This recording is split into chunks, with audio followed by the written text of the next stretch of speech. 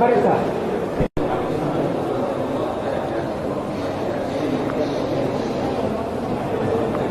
Total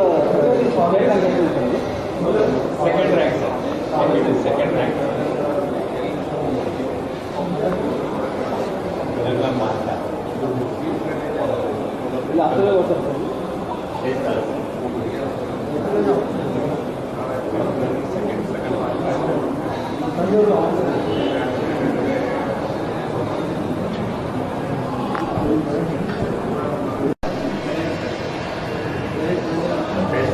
ಬರ್ತಾ ಇದೆ ನಾವು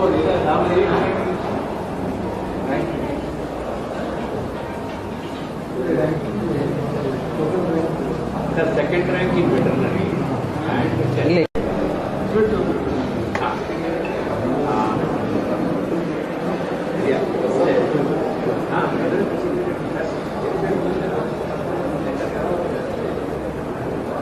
ನಮಗೂ ಇದು ಸಡನ್ ಆಗಿ ಬಂದಿರೋದ್ರಿಂದ 2 minutes ಬರುತ್ತೆ. ತಯಾರಾಗ್ತಾ ಇದ್ದೀವಿ. Beats and bouquet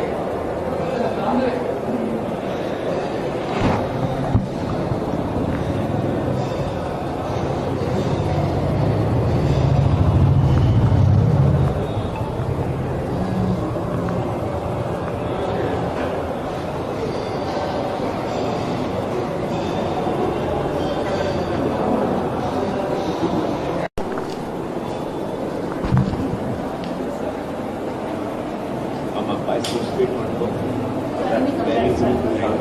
thank you. ಒಂದು ನಿಮಿಷ ಸರ್. ಬಹು ನಿರೀಕ್ಷಿತ ಇತ್ತು.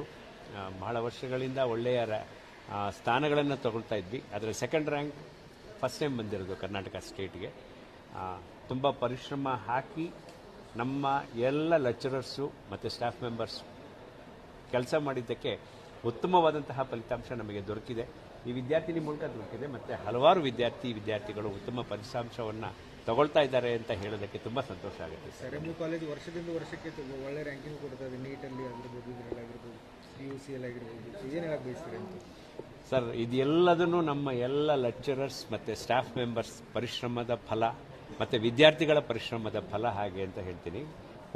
ಕಳೆದ ವರ್ಷ 550 ಮೆಂಬರ್ಸಿಗೆ ಮೆಡಿಕಲ್ ಸೀಟ್ ಸಿಕ್ಕಿತ್ತು ನಮ್ಮ ಒಂದೇ ಸಂಸ್ಥೆಯಿಂದ.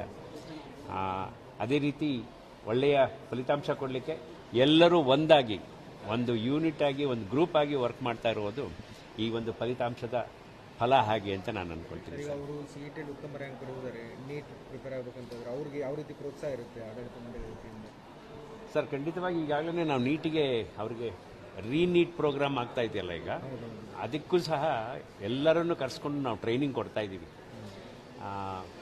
ಮತ್ತೆ ಈ ಎಕ್ಸಾಮ್ ಹಿಂದಿನ ದಿನ ಅವ್ರು ಹಿಂದಿನ ದಿನದವರೆಗೂ ಸಹ ಅವರಿಗೆ ಏನು ಟ್ರೈನಿಂಗ್ ಕೊಡಬೇಕು ಅದೆಲ್ಲ ಟ್ರೈನಿಂಗನ್ನು ನಮ್ಮ ಕಾಲೇಜಿಂದ ಕೊಡ್ತಾ ಇದ್ದೀವಿ. ಭಾಳಷ್ಟು ಜನ ಹಾಸ್ಟೆಲಲ್ಲೂ ಬಂದಿದ್ದಾರೆ, ಮತ್ತು ಭಾಳಷ್ಟು ಜನ ಡೇ ಸ್ಕಾಲರ್ ಸಹ ಅಟೆಂಡ್ ಆಗ್ತಾ ಇದ್ದಾರೆ. ಹಾಗಾಗಿ ನಮ್ಮ ಜವಾಬ್ದಾರಿ ಎಕ್ಸಾಮಿನೇಷನ್ ಹಿಂದಿನ ದಿನದವರೆಗೂ ಇದೆ ಅನ್ನುವಂತಹದನ್ನು ನಾವು ಅರಿತುಕೊಂಡು ಅದನ್ನು ಮಾಡ್ತಾ ಇದ್ದೀವಿ ಸರ್. ಅವರಿಗೂ ಸಹ ಅದೆಲ್ಲ ಪರಿಶ್ರಮದಿಂದ ಟ್ರೈನಿಂಗನ್ನು ಕೊಡ್ತಾ ಇದ್ದೀವಿ ನಾವು ಈಗಲೇ ಸರ್. ಅವರ ತಾಯಿಯವರು ಸೆಕೆಂಡ್ ರ್ಯಾಂಕ್ ಬಂದಿದ್ದಾರೆ. ಹೌದು. ಮೊದಲನೇದಾಗಿ ಅವಳಿಗೆ ನಾನು ಅಭಿನಂದಿಸಬೇಕಾಗತ್ತೆ. ಎರಡನೇದಾಗಿ ಅವರ ಎಲ್ಲ ಟೀಚರ್ಸಿಗೆ ನಾನು ಅಭಿನಂದಿಸಬೇಕಾಗತ್ತೆ. ಮತ್ತು ಕಾಲೇಜ್ ಮ್ಯಾನೇಜ್ಮೆಂಟನ್ನು ಅಭಿನಂದಿಸಬೇಕಾಗತ್ತೆ. ಪ್ರತಿಯೊಂದು ಹಂತದಲ್ಲೂ ಅವರ ಎಲ್ಲ ಸರುಗಳು, ಒಬ್ಬರು ಅಂತಲ್ಲ, ಪ್ರತಿಯೊಬ್ಬರು ಸರುಗಳು ಅವಳು ಎಲ್ಲೆಲ್ಲಿ ತಪ್ಪು ಮಾಡ್ತಾಳೆ ಪ್ರತಿಯೊಂದನ್ನು ತಿದ್ಕೊಂಡು ಇವಳು ಫೋನ್ ಮಾಡೋಳು. ಮತ್ತು ಅವರು ಪ್ರತಿಯೊಂದು ಒಂದೊಂದು ತಪ್ಪಿದ್ದನ್ನು ಅವರೆಲ್ಲ ತಿದ್ದುತ್ತಾ ಇದ್ದರು. ಹಂಗಾಗಿ ಇವತ್ತು ಏನೊಂದು ಅವಳು ರ್ಯಾಂಕ್ ಗಳಿಸಿದ್ದಾಳೆ ಅದೆಲ್ಲ ಈ ಕಾಲೇಜಿಗೆ ನಾನು ಕೊಡಕ್ಕೆ ಬಯಸ್ತೀನಿ. ನೀಟಿಗೂ ಪ್ರಿಪೇರ್ ಆಗ್ತಾ ಇದ್ದಾರೆ, ನೀಟಲ್ಲೂ ಇದೇ ರೀತಿ ರ್ಯಾಂಕಿಂಗ್ ಬರುತ್ತೆ. ನಾನು ಅದು ಬಯಸ್ತಾ ಇದ್ದೀನಿ. ಅದನ್ನು ಅವಳು ಮಾಡಿ ತೋರಿಸ್ಬೇಕು ಅಂತ ನನ್ನ ಒಂದು ಆಸೆ. ಮಾಡ್ತಾ 4 ವಿಭಾಗಗಳಲ್ಲಿ ಸೆಕೆಂಡ್ ರ್ಯಾಂಕ್ ಬಂದಿದ್ದಾರೆ ಸರ್. ಬಂದಿದೆ. ಯೋಗ, ನ್ಯಾಚುರೋಪತಿ, ಫಾರ್ಮ. ಯಾವ ರೀತಿ ನಿಮ್ಮ ಗೈಡೆನ್ಸ್ ಯಾವ ರೀತಿ ಇರ್ತಿತ್ತು? ಅವ್ರು ಯಾವ ರೀತಿ ಪ್ರಿಪೇರ್ ಆಗ್ತಾರೆ? ಅವಳು ಮೊದಲಿಂದಲೂ ಒಂಥರ ಹಾರ್ಡ್ ವರ್ಕು. ಅವಳು ಅಂದ್ಕೊಂಡದ್ದನ್ನು ಬಿಡೋದಿಲ್ಲ, ಹಾರ್ಡ್ ವರ್ಕ್ ಅದು ಪ್ರಯತ್ನ ಮಾಡ್ತಾಳೆ. ಅದಕ್ಕೆ ನಾನು ಸಪೋರ್ಟ್ ಮಾಡಿದ್ದೀನಿ ಸರ್ ಅಷ್ಟೇ. ಸರಿ, ವಿದ್ಯಾರ್ಥಿಗಳು ಪೇರೆಂಟ್ಸ್ಗೆ ಏನು ಹೇಳಕ್ಕೆ ಬಯಸ್ತೀರಿ ನೀವು?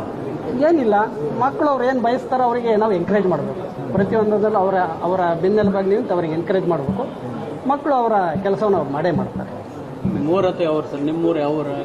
ನನ್ನ ಹೆಸರು ಡಾಕ್ಟರ್ ಶಿವಮೂರ್ತಿ ಅಂತ, ವೆಟರ್ನರಿ ಆಫೀಸರು, ಚನ್ನಗಿರಿ ತಾಲೂಕಿನಲ್ಲಿ ವರ್ಕ್ ಮಾಡ್ತಾ ಇದ್ದೀನಿ. ನಮ್ಮೂರ ಊರು ಹರಳಕಟ್ಟ ಅಂತ, ಹೆಬ್ಳಿಗೆರೆ ಪೋಸ್ಟ್, ಚನ್ನಗಿರಿ ತಾಲೂಕು. ಎಷ್ಟು ಮಕ್ಕಳು ಸರ್ ಮಕ್ಕಳು ಎಷ್ಟು ಜನ? ಸರ್ ಇವಳು ಮೊದಲಿನ ಮಗಳು, ಇನ್ನೊಬ್ಳು 2ನೇಳು, ಈ ಸರಿ ಅವಳು 10th ಓದ್ತಾಳೆ. ಎಕ್ಸ್ಪೆಕ್ಟೇಷನ್ ಮಾಡಿದ್ವಿ. ಕಾಲೇಜ್ನವ್ರಿಗೆ ಇವಳು ಎಷ್ಟೋ ಮಾರ್ಕ್ಸ್ ತೆಗಿಲಿಕ್ಕೆ ಕಾಲೇಜ್ನವ್ರಿಗೆ ಫಸ್ಟ್ ಥ್ಯಾಂಕ್ಸ್ ಹೇಳ್ತೀನಿ, ಲೆಕ್ಚರ್ಸ್ಗೆ ಥ್ಯಾಂಕ್ಸ್ ಹೇಳ್ತೀನಿ. ತುಂಬ ಸಪೋರ್ಟ್ ಅಂದರೆ ತುಂಬ ಸಪೋರ್ಟ್ ಮಾಡಿದ್ವಿ ಸರ್. ಈ ಒಂದು ಹಂತದಲ್ಲಿ ತುಂಬ ಸಪೋರ್ಟ್ ಮಾಡಿದ್ವಿ. ಮನೆಯವರು ವೆಟರ್ನರಿ ಆಫೀಸರ್, ಹೌದು. ಅವರು ವೆಟರ್ನರಿಯಲ್ಲಿ ಸೆಕೆಂಡ್ ರ್ಯಾಂಕ್ ಬಂದಿದ್ದಾರೆ. ಹೌದು ಸರ್, ತುಂಬ ಖುಷಿ ಆಯಿತು. ಎಕ್ಸ್ಪೆಕ್ಟೇಷನ್ ಮಾಡಿದ್ವಿ ಸರ್. ಭಾಳ ಓದ್ತಾಳ? ಎಷ್ಟು ಗಂಟೆ ಓದ್ತಾಳೆ ನಿನ್ನ ಪ್ರಕಾರ? 7ರಿಂದ 8 ಗಂಟೆ ಓದ್ತಾಳೆ ಸರ್. ಓದ್ತಾಳೆ, ಹಾರ್ಡ್ ವರ್ಕರೇ. ಹಾಂ ಸರ್, ಡಾಕ್ಟರ್ ಮಾಡಿ. ಡಾಕ್ಟರ್ ಆಗ್ಬೇಕಂತ ಹೌದು ಸರ್, ಹೌದು. ನಮ್ದೇನಿಲ್ಲ, ಹೌದು ಸರ್.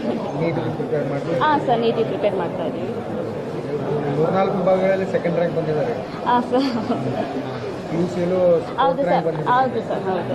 ಸ್ಟೇಟಿಗೆ ಸೆಕೆಂಡು, ಸ್ಟೇಟಿಗೆ 4th ಬಂದು. ನಿಮ್ಮ ಹೆಸರಮ್ಮ? ನನ್ನ ಹೆಸರು ನವೀನಾ. ಬನ್ನಿ ಸರ್.